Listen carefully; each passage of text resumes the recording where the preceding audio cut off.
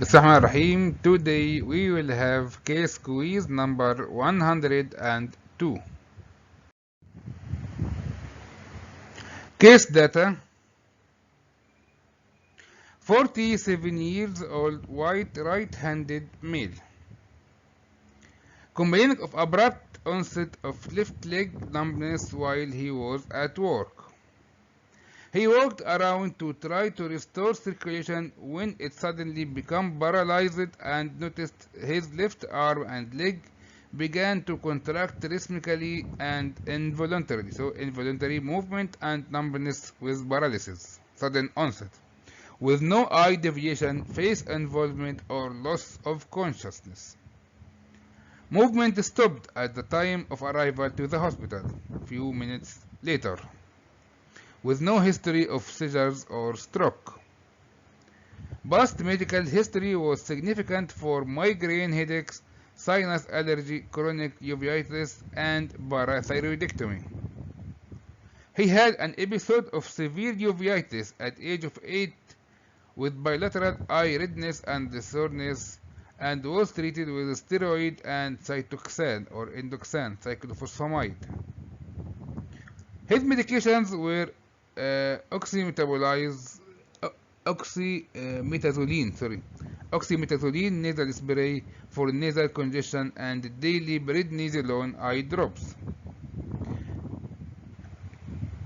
He had 20 years history of tobacco use and drinks alcohol socially on occasions. No unusual exposure history and never exposed to TB and proved to be negative for TB later on. Family history of mother with breast cancer and sister with Sjogren syndrome who had uveitis as well. So his mother had breast cancer and his sister had Sjogren and uveitis. Examination: the vital signs were unremarkable. The patient was awake, alert, and following commands. Physical and neurological exam was only remarkable for decreased sensation to light touch on the left lower extremity. Investigations and initial management include CBC and the metabolic panel were all within normal levels. MRI of the brain demonstrated an intraaxial mass in the post-central gyrus measuring 2.7 by 1.5 by 2.2 centimeters. It was slightly hyperintense on T1, enhanced with gadolinium peripherally, and hypointense on flare with surrounding edema. CT scan of the chest, abdomen, and the pelvis demonstrated paraesophageal and mediastinal adenopathy with calcifications and was otherwise negative. He was started on phenytoin 100 mg TID and dexamethasone 8 mg IV 4 times daily. Given his history and the clinical findings, he was felt to most likely have metastatic disease to the brain, and resection was recommended. A craniotomy was performed with resection of the right parietal brain mass.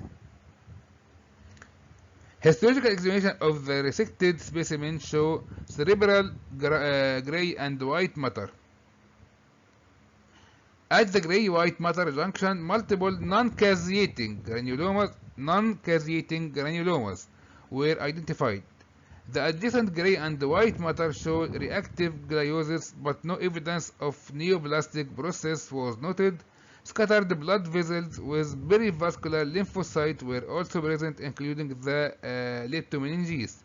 Each granuloma had composed of histiocyte with a peripheral rim of benign lymphocyte which were further characterized as T cell using immunohistochemistry for CD3.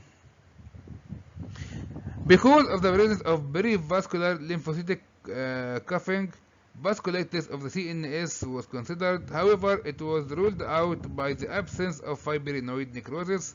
Another important diagnosis that needed to be ruled out was lymphoproliferative neoplasm involving the CNS.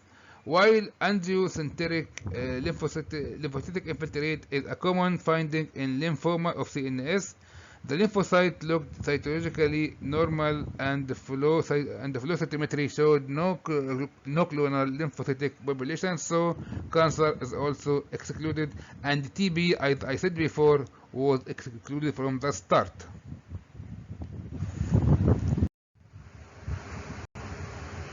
So, what is the diagnosis? The answer is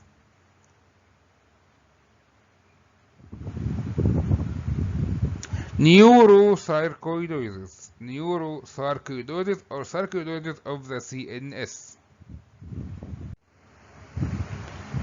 Discussion of the diagnosis. Neurosarcoidosis is known as a great dilemma, great problem. It can involve any part of the nervous system during the course of its multi-system inflammatory nature, mimicking virtually all forms of neurological symptoms. It is estimated that about 5 to 15% of patients develop neurological symptoms due to neurosarcoidosis. The most common manifesting locations in the nervous system include cranial nerve, the pituitary and the hypothalamus, brainstem, and the spinal cord. Multiple or less common solitary intracranial mass lesions are seen in about 5 to 10% of neurosarcoidosis cases. The pathogenesis of sarcoidosis is non-caseating granuloma, which is similar to other granulomatous disorders such as tuberculosis, parasites, lymphoma, coccidiomycosis, and as a matter of fact, sarcoidosis is a diagnosis of exclusion. In fact, microbiologic studies can rule out infectious etiologies. The most common systemic manifestations of sarcoidosis result from involvement of intrathoracic lymph nodes, lung, ocular, and skin lesions. Neurosarcoidosis should be kept in mind in differential diagnosis of wide variety of neurological conditions, especially when there is suggestive findings from the clinical scenario.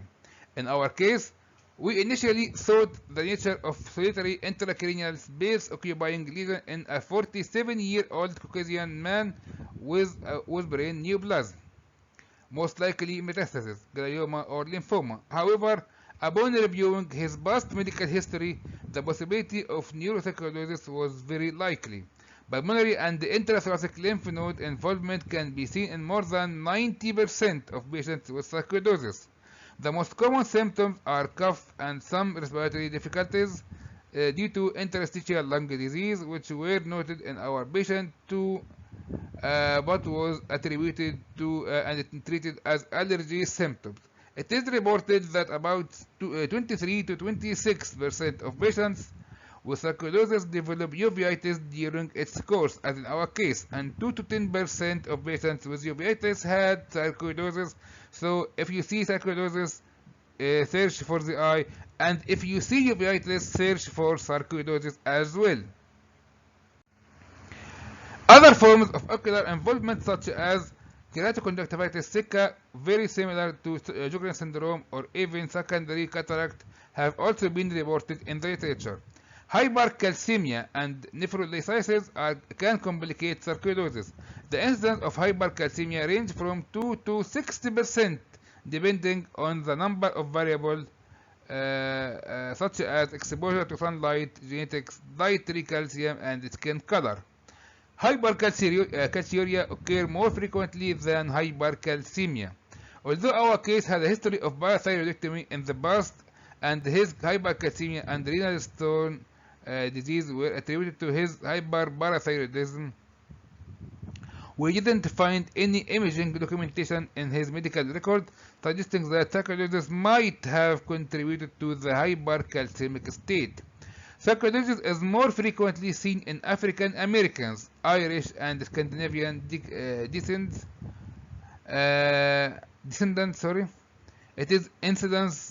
Its incidence is about 3 times higher in black than white Americans. However, it can affect all races at any ages, but it is more common in African Americans. The diagnosis of sarcoidosis is usually made by biopsy in the context of clinical settings. The pathologic hallmark of sarcoidosis is non-caseating granuloma, which are mainly composed of lymphocytes, multinucleated giant cell, epithelioid, histiocytes, and fibroblasts. Other diagnostic tests such as measuring ACE level can be helpful but are less accurate. The patient's sister diagnosis is significant because sarcoidosis has been noted to cluster in families, and it is generally thought that there are inherited genetic predisposition to the disease. In addition, sarcoidosis can present with dry eye and dry mouth, ocular and aortic involvement, and can be difficult to distinguish from Sjogren syndrome as in the sister of this patient. The patient appeared to have plump cheeks, which may have been due to a slightly stocky build. However, his parotid gland felt slightly firm, raising the question of Hereford syndrome. This is also known as uveiparotid fever and consists of uveitis, parotid enlargement, and cranial nerve pulses. It is an important differential diagnosis from our case. So, what about the key message of this case? It is possible that neurosarcoidosis can present as a solitary intracranial mass, lesion, and should be considered in the differential diagnosis, especially in constellation of other findings such as intrathoracic lymphadenopathy, uveitis, or hypercalcemia. Again, it is possible that neurosarcoidosis can present as a solitary intracranial mass lesion and should be considered in the differential diagnosis, especially in constellation of other findings such as intrathoracic lymphadenopathy, uveitis, and hypercalcemia. And finally, thank you very much for your attendance, and we will meet you tomorrow with case quiz number 103. Wassalamu alaikum wa rahmatullahi wa barakatuh.